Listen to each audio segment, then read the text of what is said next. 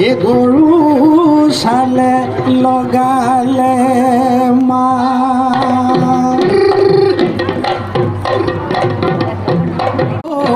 আমে পাত হলালে সামে পাত হলালে ওই আমে পাত হলালে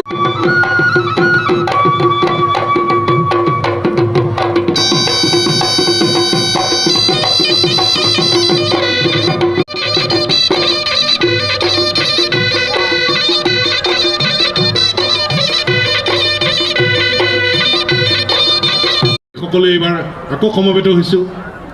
আৰু বহাগে আৰম্ভ কৰা বছৰটো যাতে অসমৰ প্ৰত্যেকজনৰ বাবে আশাৰ বছৰ হয় আমি প্ৰত্যেকে যাতে